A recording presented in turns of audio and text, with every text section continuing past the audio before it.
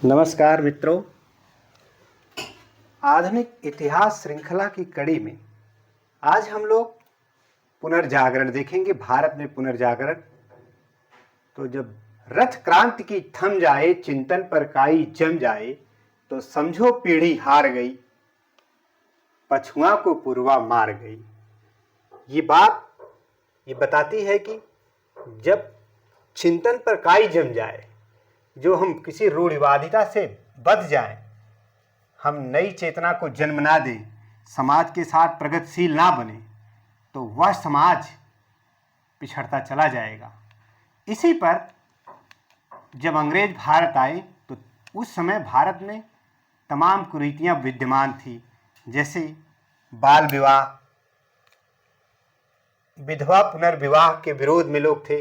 विधवा का पुनर्विवाह नहीं होता था। पुत्री का जन्म होना लोग अभिशाप समझते थे, एक अपशकुन मानते थे, और उसके विवाह को लोग बोझ समझते थे, और विधवा हो जाना श्राप समझते थे। सती प्रथा जैसी कुप्रथा हमारे समाज में विद्यमान थी। बाल विवाह हुआ करते थे, साथ में नर बलि दी जाती थी, दास प्रथा और तमाम धार्मिक कुरीतियां समाज में विद्यमान थी। इसके लिए कुछ महान पुरुष समाज में आगे आए, जिनमें प्रमुख नाम आता है। सबसे पहला नाम, जिन्हें आधुनिक भारत का अग्रदूत कहा जाता है, आधुनिक भारत के पुनर्जागरण का पिता कहा जाता है, राजा राम मोहन राय का।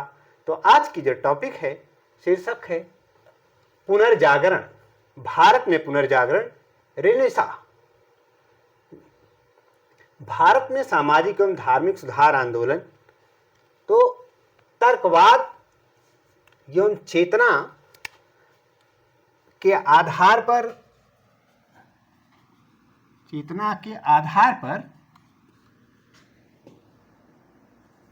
शुरू की गई प्रक्रिया, शुरू की गई, या यूं कहें कि शुरू की गई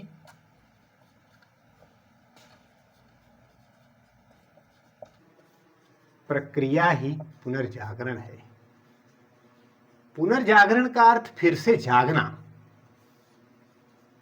अर्थात जो रूढ़िवादिता पहले से विद्यमान थी, उसको तर्क के आधार पर, नई चेतना के आधार पर उसका विलोपन करके प्रगतिशील समाज के साथ कदम मिलाना ही पुनर्जागरण है।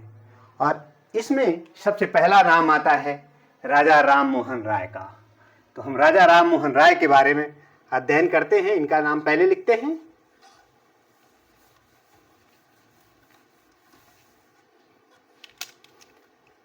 राजा राम मोहन राय, राजा राम मोहन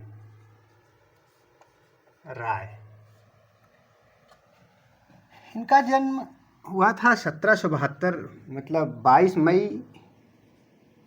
ये तिथि बड़ी याद करने की जरूरत नहीं होती, फिर भी 1772, 22 मई 1772 से लेकर 27 सितंबर 1833, 27 सितंबर 1833 तक ये ब्रिस्टल में इनकी मौत हो जाती है। तो इनका जो जन्म हुआ था, कलकत्ता के पास एक स्थान है राधानगर। जन्म राधानगर। राधानगर कहाँ पर है? कलकत्ता के पास।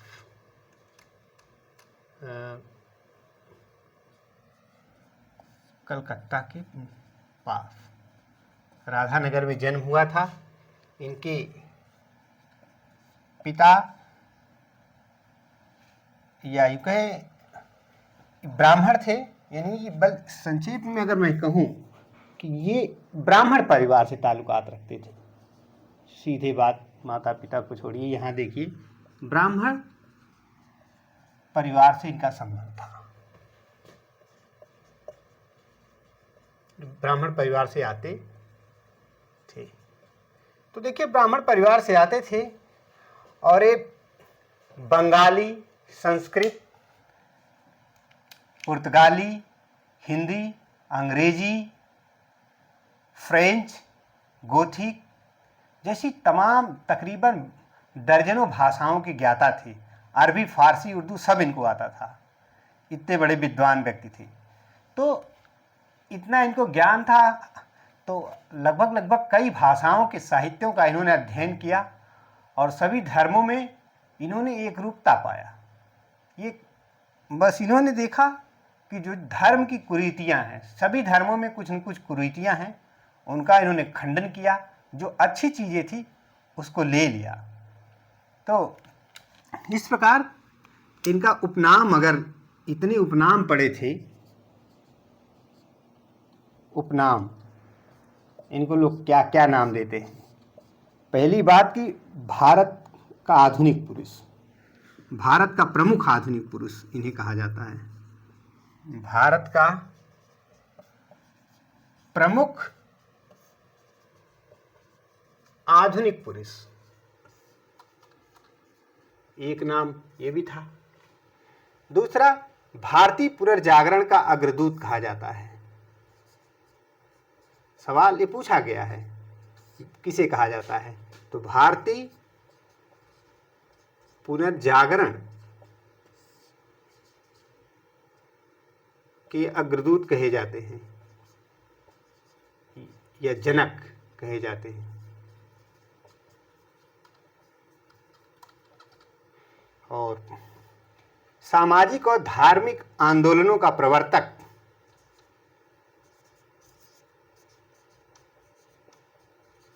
इनके बारे में कोई लेख लिखना हो तो ये बातें अगर लिख दी जाएं तो ज़्यादा अच्छा रहेगा। सामाजिक व धार्मिक आंदोलनों के प्रवर्तक इन्हें कहा जाता है।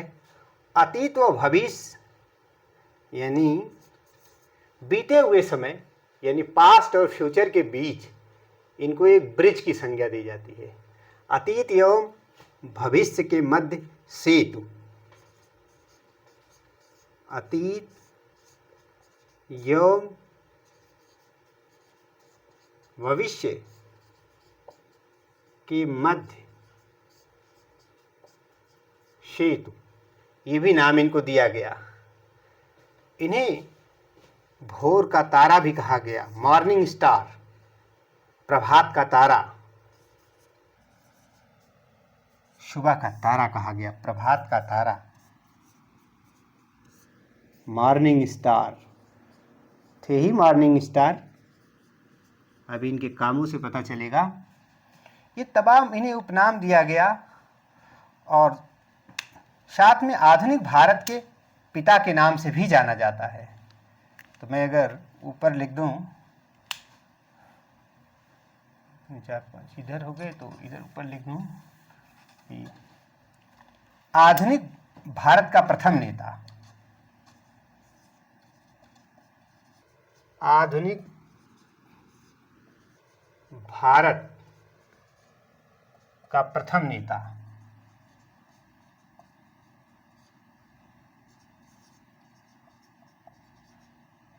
आधुनिक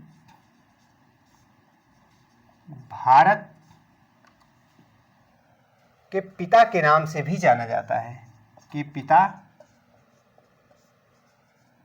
के नाम से भी जाना जाता है, जाना जाता है। अब क्यों जाना जाता है, तमाम इन बातों को हम देखेंगे इन्होंने क्या क्या प्रयास किया। तो ये सब बातें आधुनिक भारत के पिता, भारत के पुनर्जागरण के देवदूत, अग्रदूत, या भारत में सामाजिक धार्मिक आंदोलनों के प्रवर्तक आदि उपनामों से इन्हें संबोधित किया जाता है। राजा राम मोहन राय को ये कस्टम कलेक्टर के पद पर थे। उसी दौरान एक घटना घटित होती है। क्या होता है जरा देखते हैं। राजा राम मोहन राय भी तो पहले इनका नाम राम मोहन राय था, बाद में राजा शब्द की उपाधि इन्हें दी गई। 1809 से 14 तक 1809 ईस्वी से लेकर 1814 तक कस्टम कलेक्टर के पद पर रहे। और उसी दौरान जब एक कस्टम कलेक्टर थे राम मोहन राय जी, उसी दौरान इनके बड़े भैया जगमोहन, इनके बड़े भाई, और वो 1811 की घटना है। 1811 में इनके बड़े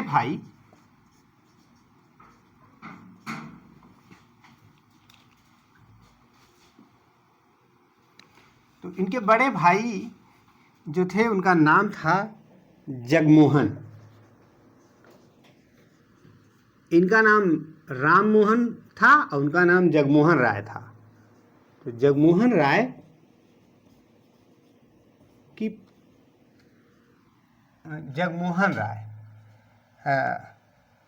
की पत्नी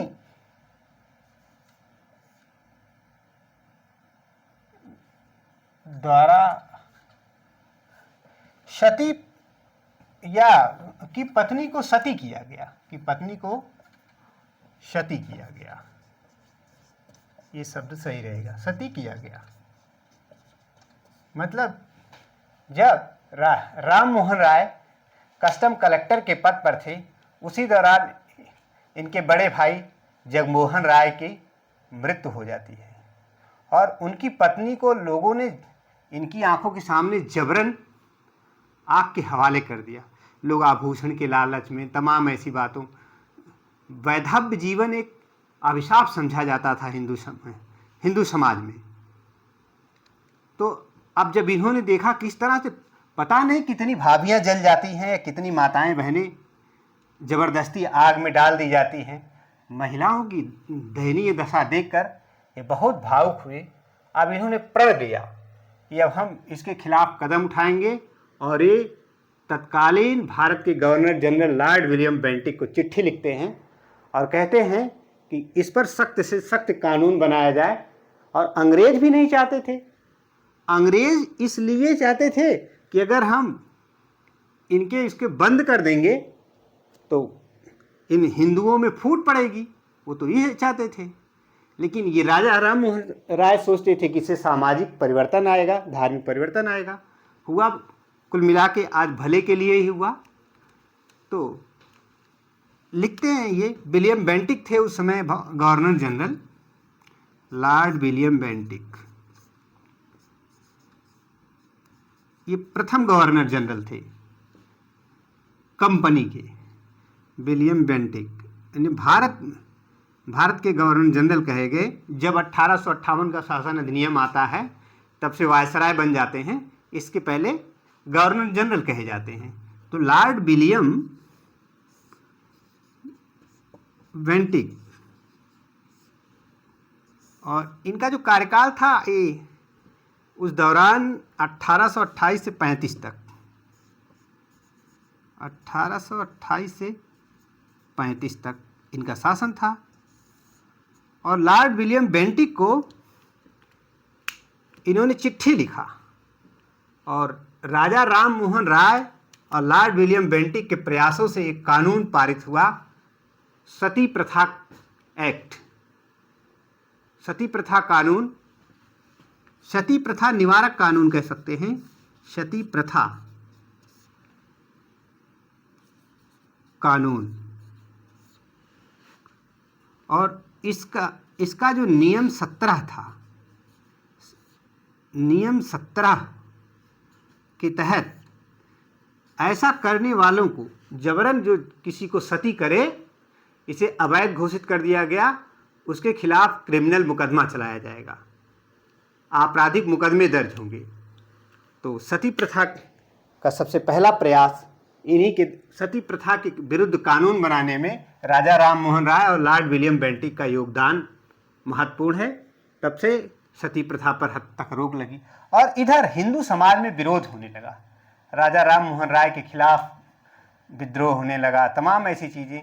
देखिए, जब भी कोई परिवर्तन होता है समाज में तो उसके दो पहलू होते हैं, एक तो समर्थन और दूसरा विरोध। इन दोनों चीज़ों को झेलना पड़ता है। जो इन दोनों से ऊपर उठकर आगे निकलता है वही कोई क्रांति मचाता है या कोई इतिहास रचता है। तो अब होता ये है, थोड़ा सा अगर मैं सती प्रथा का एक प्राचीन काल का उदाहरण लूँ, तो जब हम लोग गुप्त काल पढ़ते हैं प्राचीन इतिहास में, तो गुप्त काल में भानुगुप्त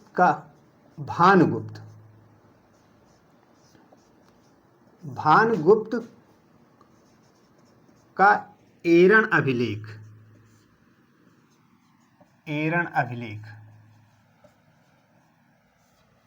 और यह अभिलेख है 510 ईस्वी का।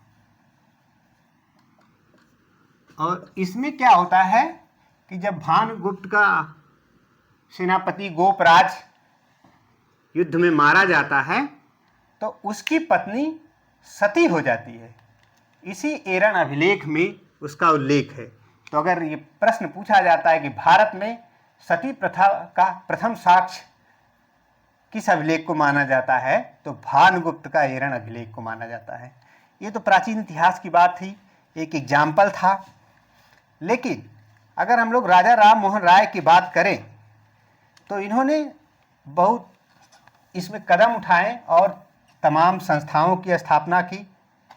पहली स्थापित संस्थाएं इनके द्वारा, राजा राम मोहन द्वारा स्थापित संस्थाएं, इन्होंने कुछ संस्थाएं स्थापित संस्थाएं समाज सुधार के लिए। क्या क्या संस्थाएं इन्होंने स्थापित की? अगर पहली संस्था का नाम लिखेंगे आत्मीय सभा, 1815 ईस्वी में आत्मीय सभा, और इसकी स्थापना होती है 1815 ईस्वी में। और इनके जो सहयोगी हैं, इनमें एक तो राजा राम मोहन राय खुद थे, राजा राम मोहन राय।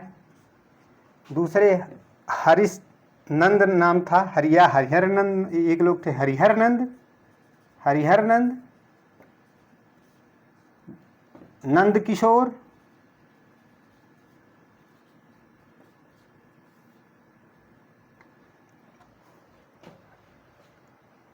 आदि लोगों ने मिलकर के आत्मीय सभा की स्थापना की, जिसमें मुख्य रोल राम मोहन राय का है। और इसकी स्थापना का जो उद्देश्य था, इस संस्था की स्थापना का उद्देश्य क्या था? प्रत्येक चीज का कोई न कोई एक उद्देश्य होता है। कोई किसी संस्था का सामाजिक कुरीतियों का विरोध करना व मूर्ति पूजा विहीन धार्मिकता को बढ़ावा देना। सामाजिक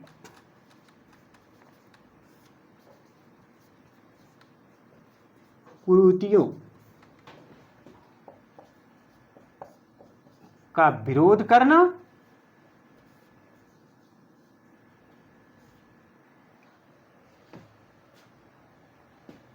तथा मूर्ति पूजा विहीन धार्मिकता को बढ़ावा देना।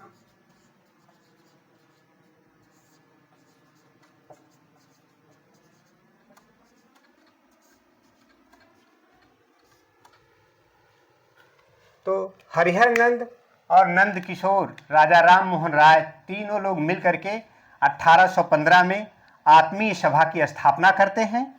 और इस आत्मीय सभा का उद्देश्य रखा गया कि अब हम लोग जो पुरानी रूढ़ियां हैं, जो समाज में कुरीतियां, उनका विरोध करेंगे और मूर्ति पूजा का विरोध करेंगे और धर्म को बढ़ावा देंगे, लेकिन मूर्ति विहीन पूजा, मूर्ति की पूजा नहीं की जाएगी। राजा राम मोहन राय का विश्वास था ईश्वर कहीं जन्म नहीं लेता है, परमात्मा अजन्मा है और उसका कोई रूप नहीं है। ये निराकार ब्रह्म मानते हैं, निर्गुण मानते हैं और सभी धर्मों को एक भाव से देखते थे। उसकी जो अच्छी चीज़ें थी उनको लेते थे, बाकी चीज़ों को काट देते थे। यहां तक कि राजा राम मोहन राय कहते थे कोई भी व्यक्ति सर्वोच्च नहीं, ना ही कोई पुस्तक सर्वोच्च हो सकती है, व्यक्ति में भी गलतियां हो सकती हैं और ना ही कोई पुस्तक परफेक्ट लिखी जा सकती है। इसलिए किसी भी धार्मिक ग्रंथ को सर्वोपरि ये नहीं मानते थे। तो जाहिर सी बात है कि इनका विरोध होगा समाज में। फिर क्या होता है कि आगे चल करके पहली सभा इनकी आत्मीय सभा 1815 में, दूसरी जो सबसे चर्चित है ब्रह्म समाज की स्थापना करते हैं 20 अगस्त 1828 को। ब्रह्म समाज,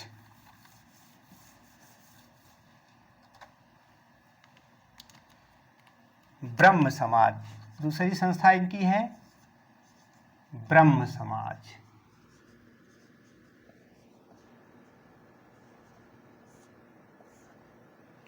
ये ब्रह्म सभा थी, आगे चल के ब्रह्म समाज कह दिया गया। तो 20 अगस्त 1828 को ये इसलिए तिथि याद क्योंकि क्रोनोलॉजी पूछता है कालानुक्रम बैठाने के लिए, तो हम इन तिथियों को आत्मीय सभा पहले गठित हो गई थी, फिर ब्रह्म समाज आया। तो और इसकी जो स्थापना का स्थान है, इस्टेब्लिशमेंट जो हुआ था, एक कलकत्ता में हुआ था। अब चूंकि देखिए था कलकत्ता में हुआ और संस्थापक हैं राम मोहन राय, राम मोहन इसके संस्थापक रहे। इन्होंने निराकार ब्रह्म की उपासना पर जोर दिया। निराकार ईश्वर की उपासना पर बल दिया। राजा राम मोहन राय कहते थे ईश्वर एक है और निराकार है, उसका कोई आकार प्रकार नहीं है। तो इनके ब्रह्म समाज में ये बात थी। और कुछ शैक्षणिक संस्थाएं, अभी इनका भी हम लोग डिटेल पोस्टमार्टम करेंगे ढंग से। इसी दौरान कुछ शैक्षणिक संस्थाओं की भी स्थापना किया इन्होंने। देखा, जब ये देख रहे थे कि यूरोप में क्रांति हो रही है, लोग तर्कवाद विवेचना पर चल रहे हैं, हमारे यहाँ पुरानी रूढ़ियाँ सोखा ओझा ये सारी कुप्रथाओं को लेके चल रहे हैं, इसलिए हम इसी में उलझ के रह जा रहे हैं। ये छुआछूत को भी अभिशाप मानते थे, एक दूसरे से लोग नफरत करते थे, किसी को छूते नहीं थे। और जब ये विदेश में देखते हैं तो विदेश के लोग इसीलिए आगे होते हैं। तो इन्होंने क्या किया, कुछ शैक्षणिक संस्थाओं की भी स्थापना की। शैक्षणिक संस्थाएं, अगर मैं तीसरे पॉइंट में लूं तो शैक्षणिक संस्थाएं, शैक्षणिक संस्थाएं कुछ तो खुद किया, खुद मदद किया। पहला है हिंदू कॉलेज, पूछा जा चुका है। हिंदू कॉलेज, हिंदी कॉलेज, इसकी स्थापना 1817 में हुई थी। 1817 ईस्वी में। इसे याद रखना होता है कि स्थापना में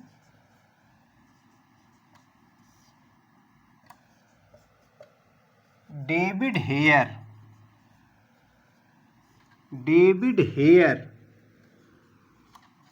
ये याद रखना, इसके संस्थापक हैं हिंदू कॉलेज के डेविड हेयर के सहयोग से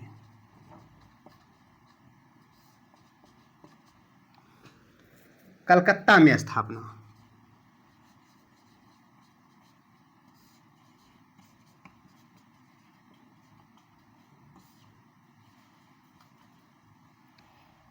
तो डेविड हेयर और राम मोहन राय ने मिलकर हिंदू कॉलेज की स्थापना कलकत्ता में की।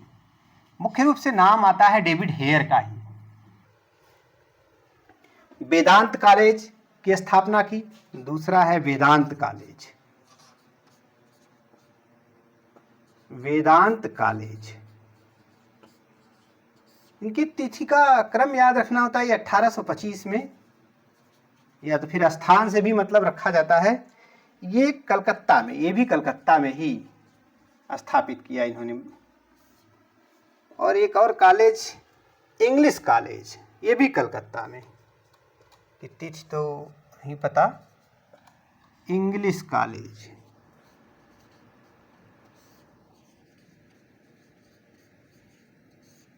ये भी कलकत्ता में। तो इनका मानना था कि केवल स्वदेशी एक ही भाषा में हम बंध के न रहें।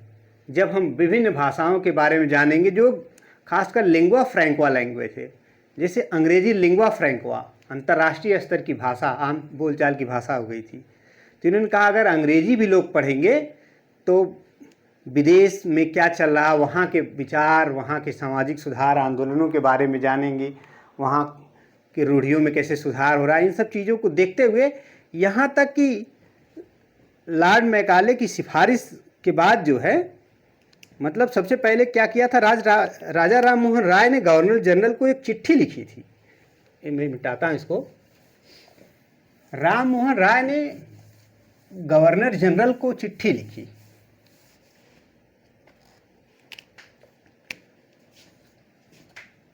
गवर्नर जनरल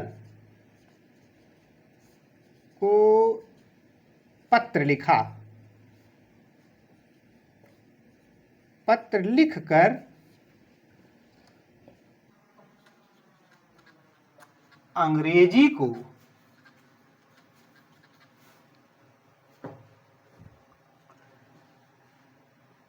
राजभाषा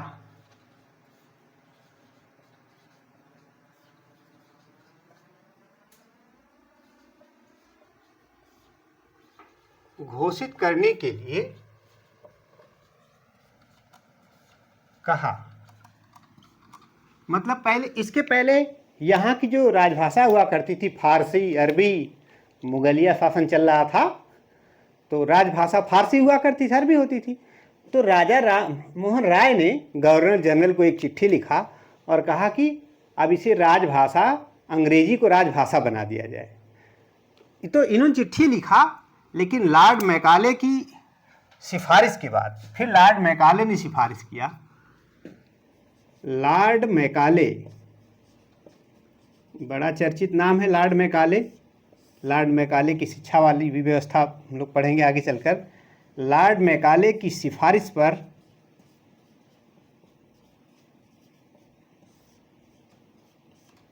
लॉर्ड मैकाले की सिफारिश पर 7 मार्च 1835 ईस्वी को अंग्रेजी भाषा को राजभाषा घोषित किया गया। 7 मार्च 1835 ईस्वी में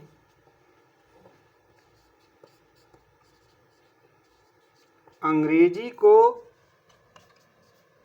राजभाषा घोषित किया गया।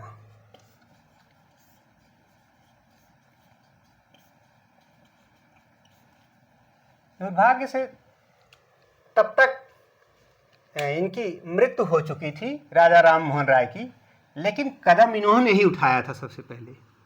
और इसके बाद लॉर्ड मैकाले ने सिफारिश की, उसकी सिफारिशों के आधार पर अंग्रेजी को राजभाषा घोषित कर दिया गया। इनके द्वारा प्रकाशित कुछ पत्रिकाएं हैं। राजा राम मोहन राय ने कुछ पत्रिकाओं का प्रकाशन किया। पत्रिकाएं, मैं कहूँ प्रकाशित पत्रिकाएं, इनके द्वारा प्रकाशित कुछ पत्रिकाएं हैं। इन्होंने सबसे पहले तो संवाद कौमुदी, बड़ी चर्चित है और बहुत बार पूछी जाती है। संवाद कौमुदी, ये बंगाली भाषा में, देखिए कितने भाषा के जानकार थे। बंगाली भाषा में में, ये भाषा है बंगाली भाषा में, और ये पत्र है। दूसरा इन्होंने मिरात उल अखबार, दूसरा पत्र निकाला इन्होंने, नाम से ही पता चल रहा होगा, मिरात उल अखबार, अखबार फारसी भाषा में। देखिए फारसी भाषा के भी जानकार थे, फारसी भाषा में निकाला इन्होंने। कुछ अन्य प्रकाशित इनकी सामग्रियां जैसे हैं, इन्होंने ब्रह्मनिकल मैगजीन निकाली, ब्रह्मनिकल मैगजीन पत्रिका, अंग्रेजी भाषा में।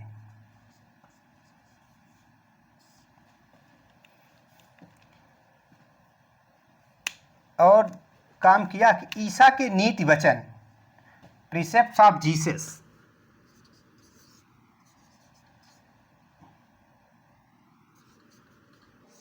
ईसा के नीति वचन इनकी लिखी हुई है, इसे बोलते हैं precepts of Jesus, precepts of Jesus, कि ईसा मसीह के क्या नीति वचन है, उन बातों को लिखा इसमें। देखिए कितनी चीज़ों का अध्ययन इन्होंने किया, और इन्होंने एक बड़ा महत्वपूर्ण चीज़ लिखा, तोहफात उल मुवाहिदीन, एक ईश्वरवादियों को उपहार।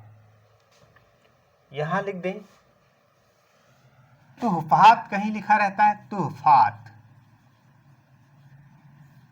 तोहफात उल मुवाहिदीन,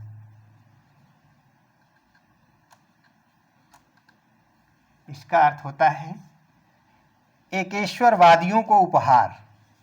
फारसी भाषा में लिखा है इन्होंने, एकेश्वरवादियों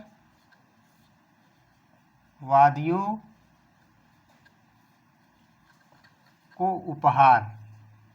इसमें मूर्ति पूजा को जम के लताड़ा गया है, ये फारसी भाषा में लिखा गया है। और एक चीज इन्होंने, और ये पांचवी चीज हो गई।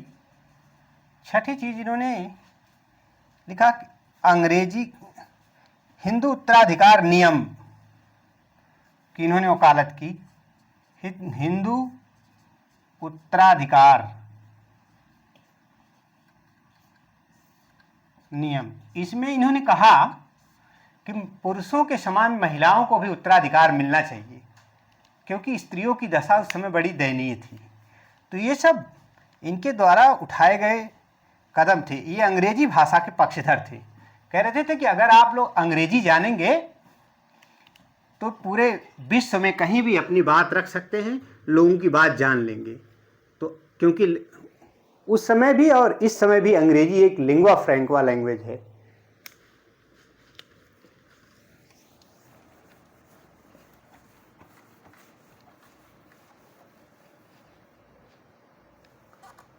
ये अंग्रेजी भाषा के पक्षधर थे।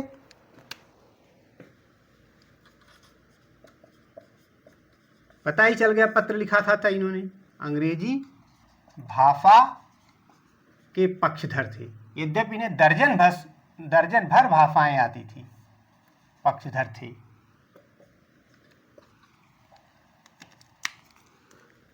अस्थाई बंदोबस्त नामक भूराजस्व पद्धति का समर्थन किया।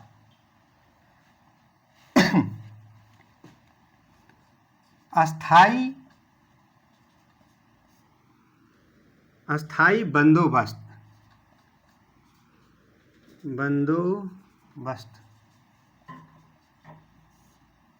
अस्थाई बंदोबस्त नामक भू राजस्व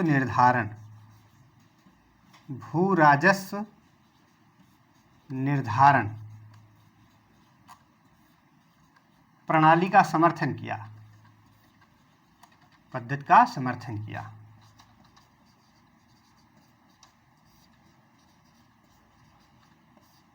इन्होंने कहा कि जो भी परमानेंट सेटलमेंट है, अस्थाई भूपद्धति है, अस्थाई भूमि बंदोबस्त है, उसको लागू किया जाए या लागू रहने दिया जाए, उसके ये समर्थक थे। अंतर्राष्ट्रीय वाद के समर्थक थे। ये ग्लोबलाइजेशन के फेवर में थे। ये कहते थे कि वसुधैव कुटुंबकम की भावना से रहना चाहते थे, पूरे विश्व को अपना घर समझते थे। ये अंतर्राष्ट्रीय स्तर पे क्या हो रहा है उससे हमें भी सीख लेनी चाहिए। तो ये अंतर्राष्ट्रीय वाद के समर्थक थे। सोचिए कितने आगे थे इनके विचार। अंतर्राष्ट्रीय वाद के समर्थक थे, अंतर्राष्ट्रीयवाद के समर्थक थे। राष्ट्र संघ जैसे संगठन की परिकल्पना की। जो आज यूएनओ बना है वो सबसे पहले राष्ट्र संघ बना था। इन्होंने कल्पना कर ली थी राष्ट्र संघ जैसे संगठन की, राष्ट्र संघ जैसे संगठन की परिकल्पना की।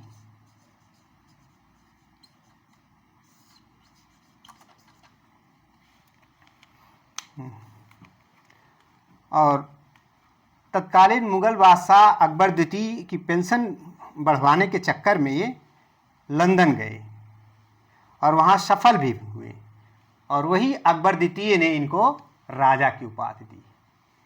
तो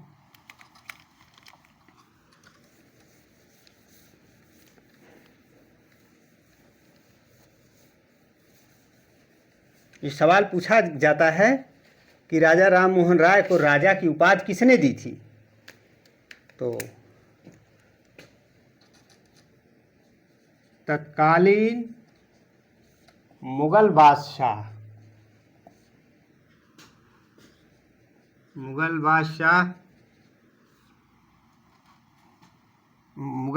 उसका नाम था, ये सब पेंशनर बन ही गए थे तब, अकबर द्वितीय की पेंशन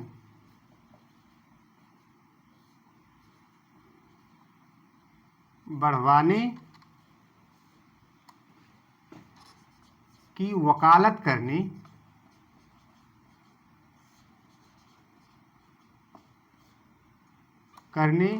लंदन गए और सफल भी हुए।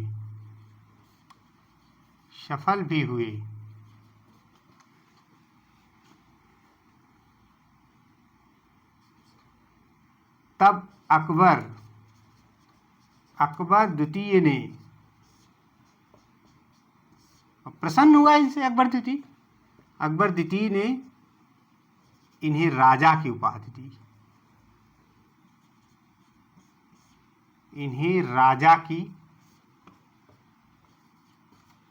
दी। मतलब जब ये अकबर द्वितीय की पेंशन बढ़वाने लंदन गए और लंदन में जाकर सम्राट से जब इसकी बात रखे, सफल हो गए पेंशन बढ़वाने में, तो अकबर द्वितीय इनसे प्रसन्न होकर इनको राजा की उपाधि दी। तब से इनका नाम पड़ गया राजा राम मोहन राय। इसके पहले राम मोहन राय हुआ करते थे।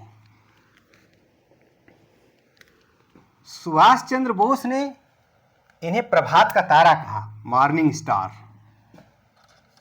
सुभाष चंद्र बोस भी बड़े प्रभावित थे इनसे। सुभाष चंद्र बोस वो भी प्रगतिशील नेता थे। सुभाष चंद्र बोस ने इन्हें मॉर्निंग स्टार, प्रभात का तारा कहा, मॉर्निंग स्टार कहा सुभाष चंद्र बोस ने। जब ये ब्रिटेन गए थे तो ब्रिस्टल शहर में कारपेंटर नामक व्यक्ति के घर, ये जब गए थे वहाँ पे लंदन में, तो उसी कहने का मतलब ब्रिटेन में एक जगह है ब्रिस्टल, और ब्रिस्टल में एक व्यक्ति था कारपेंटर। कारपेंटर नामक व्यक्ति के घर इनकी मृत्यु हो जाती है। तो जब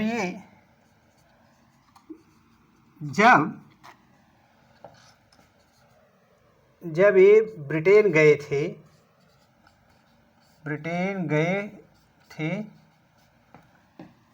तो ब्रिस्टल शहर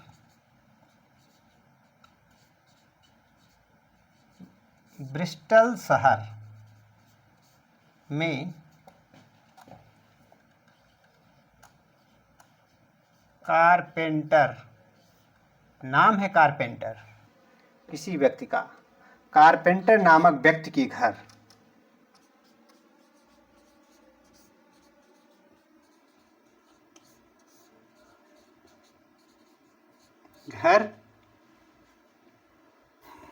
इनकी मृत्यु हो गई। और मृत्यु कब हुई थी? 27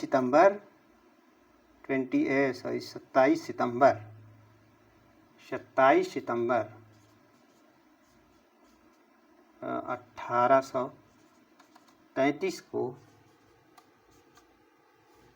व्यक्ति के घर को मृत्यु हो गई।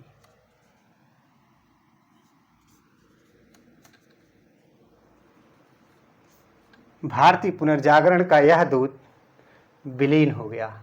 लेकिन ये बहुत कुछ देकर गए, हमें क्या देकर गए, कुछ बात इन पर लिखते हैं। ब्रिस्टल में राजा राम मोहन राय की छतरी के पास हरकेल नाटक लिखा गया, उत्कीर्ण किया गया है। जरा देखते हैं क्या होता है।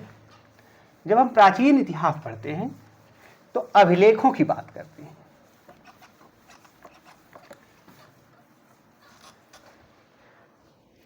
अभिलेख उन्हीं चीज़ों को किसी कठोर सतह पर उत्कीर्ण करके लिखा गया लेख अभिलेख कहलाता है। खरोंच कर, जैसे सिक्का उस पर खरोंच के लिखा गया तो वो अभिलेख होगा। कहीं दीवार पे छेनी हथौड़ी से काट कर लिख दिया गया हो तो उस उत्कीर्ण अभिलेख, उसे अभिलेख कहा जाएगा। अगर वो पेंट से केवल लिख दिया जाए तो अभिलेख नहीं होगा। खरोच कर उत्कीर्ण लेख को अभिलेख कहा जाता है। तो ब्रिस्टल में ही इनकी समाधि है। ब्रिस्टल में राम मोहन राय की छतरी के पास, ब्रिस्टल में आप गूगल करके देख भी सकते हैं, ब्रिस्टल में राम मोहन राय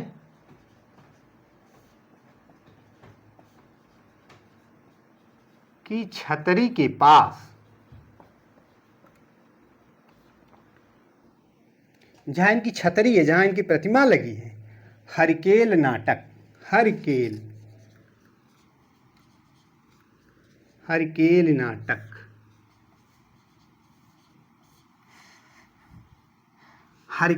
नाटक उत्कीर्ण है, मतलब वहाँ खरोच के लिखा गया है।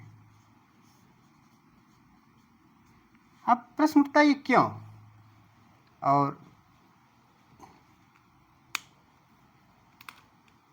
इसको जो है, जो ये नाटक है हरकेल नाटक, जब लोग प्राचीन इतिहास पढ़ते हैं तो उसमें मिलता है कि विग्रहराज चतुर्थ, जो कि बीसल देव के नाम से लिखा करते थे, ये विग्रहराज चतुर्थ के द्वारा लिखा गया है। और इस हरकेल नाटक में भगवान शिव और अर्जुन के बीच काल्पनिक युद्ध का उल्लेख है। भगवान शिव व अर्जुन के बीच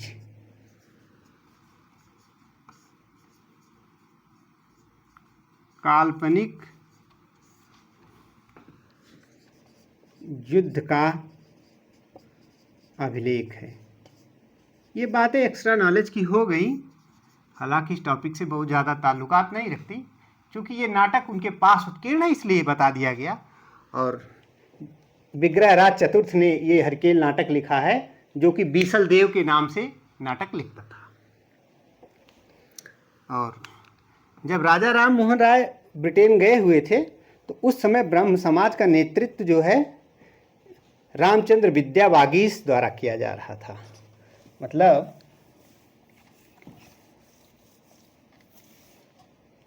जब लंदन चले गए थे उस समय ब्रह्म समाज का नेतृत्व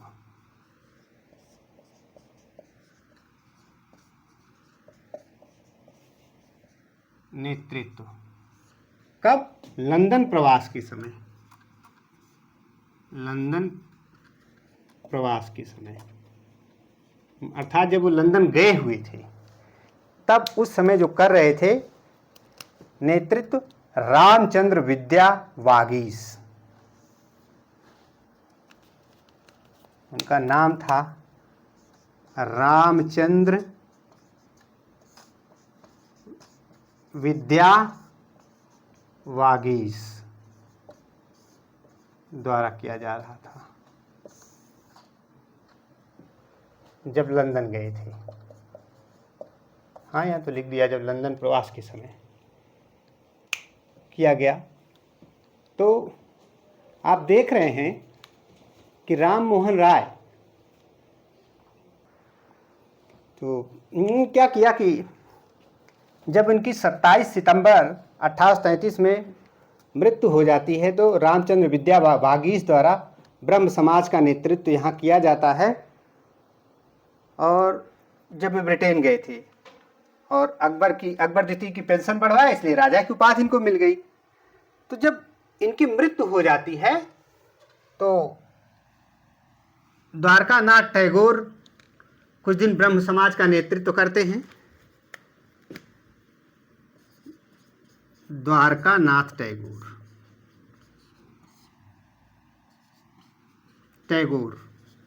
ब्रह्म समाज का नेतृत्व कुछ दिन करते हैं। फिर इसके बाद देवेंद्रनाथ टैगोर, आप देखते हैं कि देवेंद्रनाथ टैगोर यानी रविंद्रनाथ टैगोर के पिता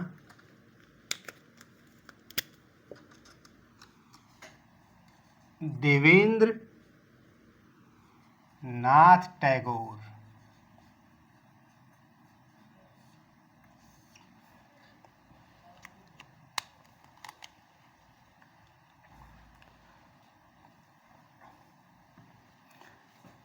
जब राजा राम मोहन राय की मृत्यु हो जाती है तो द्वारकानाथ टैगोर कुछ दिन तक देखते हैं। फिर इसके बाद रविन्द्रनाथ टैगोर के पिता द्वारकानाथ टैगोर ब्रह्म समाज को अच्छा नेतृत्व प्रदान करते हैं और इसके पहले ही एक तत्वबोधिनी सभा चलाया करती थी और विद्यावर्धिनी तथा तत्वबोधिनी सभा चलाया करते थे और इसी के नाम पे इन्होंने तत्वबोधिनी पत्रिका भी निकाली। तो इनके द्वारा ब्रह्म समाज का नेतृत्व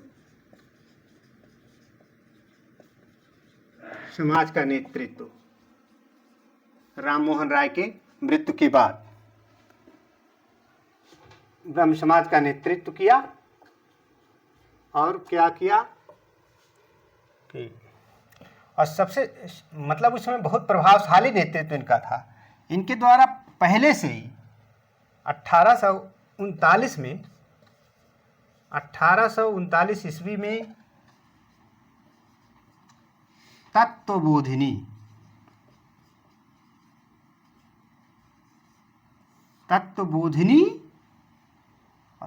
सभा, एक का नाम था तत्वबोधिनी सभा तथा दूसरे का नाम था ज्ञानवर्धिनी सभा।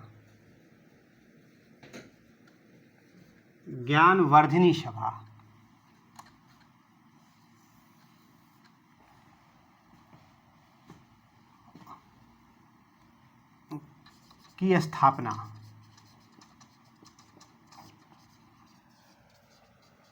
की गई तथा तत्वबोधिनी नामक पत्रिका निकाली गई तथा पूछा जा चुका है सवाल, तत्वबोधिनी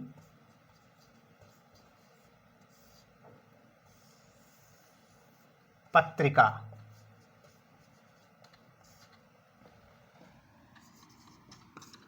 का प्रकाशन शुरू किया गया। इन्हीं के द्वारा। अच्छा, बाद में इन्होंने 1857 ईस्वी में केशव चंद्र सेन जुड़ जाते हैं इससे।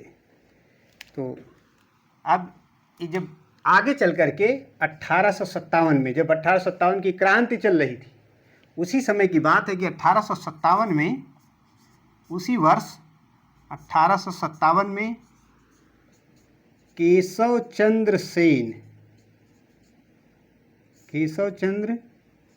सेन ब्रह्म समाज के सदस्य बने।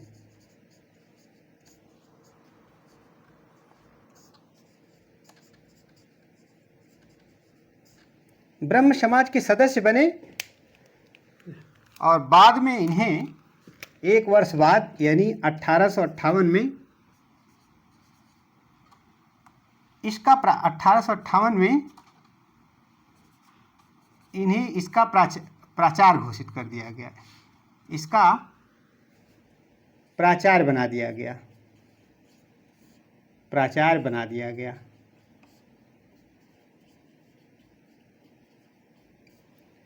तो इस तरह से अब हम लोग जो अध्ययन करेंगे केशव चंद्र सेन के बारे में।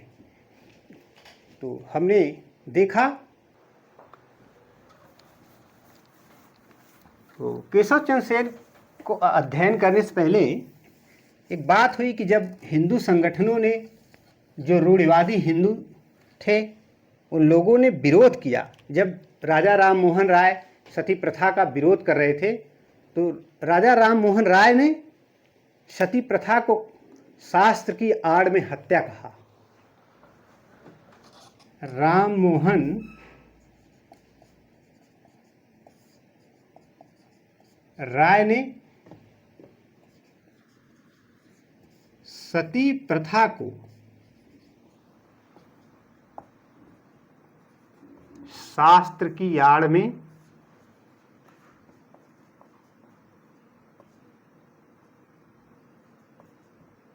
हत्या कहा कि ये जो तथाकथित पाखंड हमारे धर्म में है, शास्त्रों में झूठे की सती प्रथा का उल्लेख है, सती प्रथा को अपनाया जा रहा है, इस शास्त्र की आड़ में जबरन स्त्रियों की हत्या की जा रही है।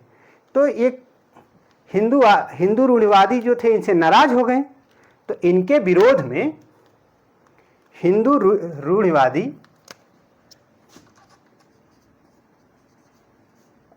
रूढ़िवादी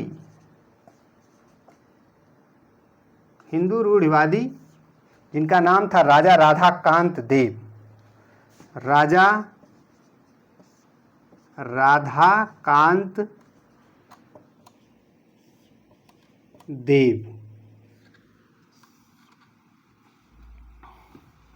ने ब्रह्म समाज के विरोध में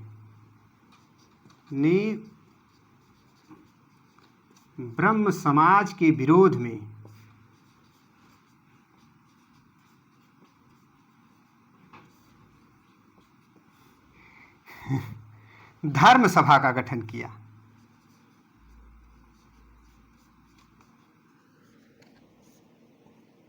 बहुत इंपॉर्टेंट है, धर्म सभा का गठन किया।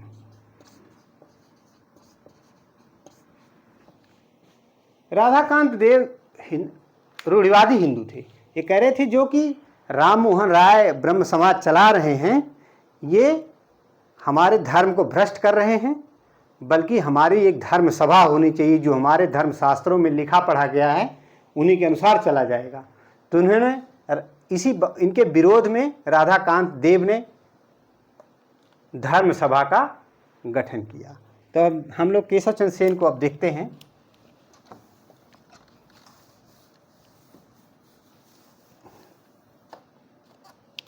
केशव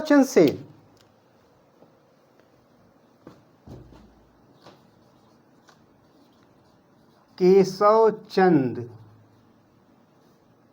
सेन इन्हीं के समय में 1872 ईस्वी में ब्रह्म मैरिज एक्ट पारित हुआ। इनके समय में 1872 में 1872 ईस्वी में ब्रह्म मैरिज एक्ट पारित हुआ। अब देखिए ये क्या कह रहे हैं, क्योंकि ब्रह्म समाज से जुड़े हुए थे केशव चंद्र से, तो इन्होंने ब्रह्म मैरिज एक्ट पारित करवाया। और जो ब्रह्म मैरिज एक्ट पारित करवाया उसमें पुरुष की आयु जो थी 18 वर्ष, पुरुष 18 वर्ष और बालिका जो थी या महिला 14 वर्ष। कहा कि 18 वर्ष से कम पुरुष और 14 वर्ष से कम बालिका का विवाह अवैध है। ये ब्रह्म मैरिज एक्ट में है और ब्रह्म मैरिज एक्ट 1872 में पारित हुआ था। वही मैं नेटिव मैरिज एक्ट की बात नहीं कर रहा हूँ, यहाँ पे ब्रह्म मैरिज एक्ट की बात कर रहा हूँ, ध्यान देने की बात है। लेकिन होता क्या है कि ये खुद ही एक तो वैदिक कर्म कांडों का विरोध करते थे, कहते थे ब्रह्म समाज की जो नीतियाँ थी उस हिसाब से चल रहे थे। एक समय ऐसा आया कि कूच बिहार के राजा से अपने 13 वर्षीय पुत्री का विवाह कर दिया। अब इससे संगठन में फूट पड़ गई। नियम बना कि 14 वर्ष से कम बालिका का विवाह नहीं करना है और आप अपनी पुत्री का विवाह खुद ही 13 वर्ष की उम्र में कर दे रहे हैं राजा देख करके। जरा देखते हैं क्या हुआ। इन्होंने एक इंडियन मिरर नामक साप्ताहिक पत्रिका का प्रकाशन किया। पूछा जाता है इंडियन मिरर,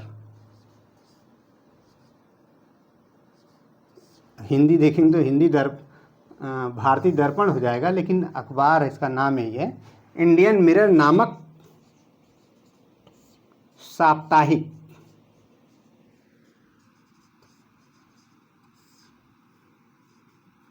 पत्र का प्रकाशन किया।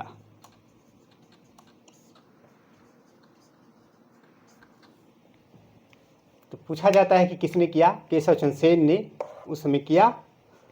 और धीरे धीरे क्या होता है कि देवेंद्रनाथ टैगोर, चूंकि आचार्य तो केशव चंद्र सेन बन गए हैं, तो देवेंद्रनाथ टैगोर और केशव चंद्र सेन के बीच धीरे धीरे दरार होने लगी।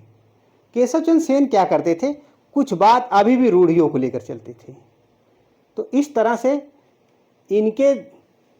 इनके बीच, मतलब केशव चंद्र सेन और देवेंद्रनाथ टैगोर के बीच मतभेद हो गया और ब्रह्म समाज 2 भागों में बट गया। कैसे बटता है?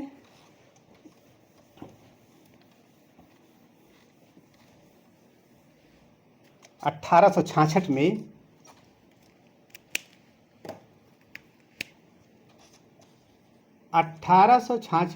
ईस्वी में ब्रह्म समाज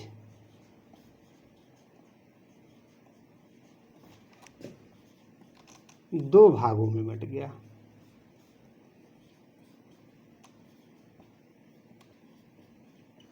दो भागों में बट गया।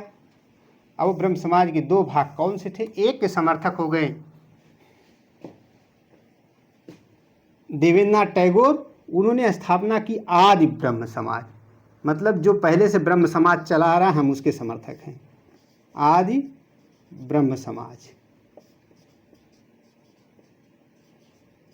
और इसके संस्थापक हो गए देवेंद्रनाथ टैगोर। देवेंद्रनाथ टैगोर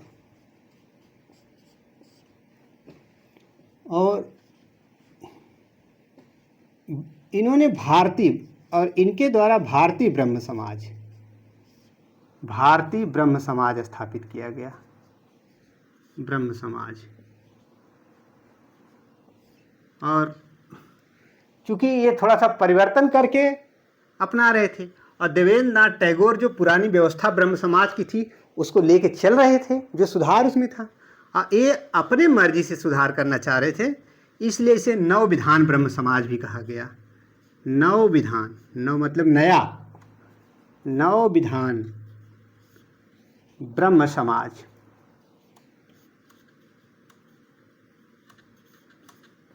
और इसके प्रवर्तक रहे केशव चंद्र सेन। केशव चंद्र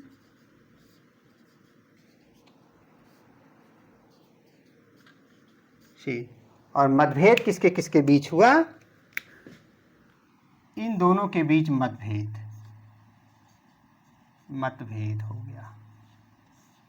केशव चंद्र सेन और देवेंद्रनाथ टैगोर के बीच मतभेद होने के कारण 1866 में ब्रह्म समाज दो भागों में बट गया। एक आज ब्रह्म समाज जिसके प्रवर्तक हुए देवेंद्रनाथ टैगोर, दूसरा भारतीय ब्रह्म समाज जिसे नव विधान ब्रह्म समाज कहा गया, उसके प्रवर्तक हो गए केशव चंद्र सेन। फिर क्या होता है कि इसकी अंतिम कड़ी में केशव चंद्र सेन क्या करते हैं?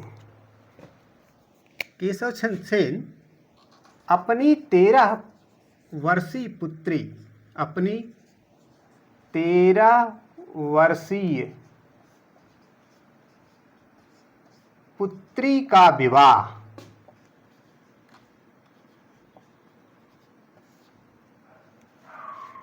कूच बिहार के राजा से कर दिया। कूच बिहार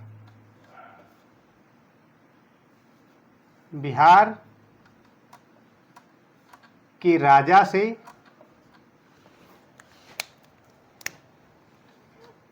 वैदिक कर्मकांडों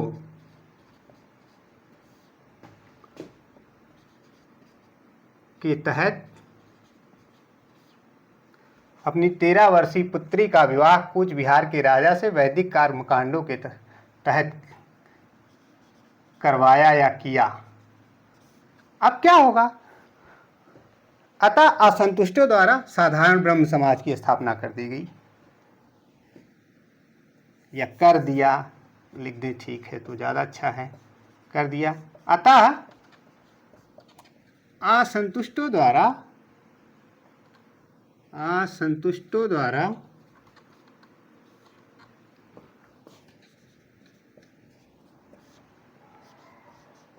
साधारण ब्रह्म समाज की स्थापना कर दी गई। साधारण ब्रह्म समाज की स्थापना कर दी गई।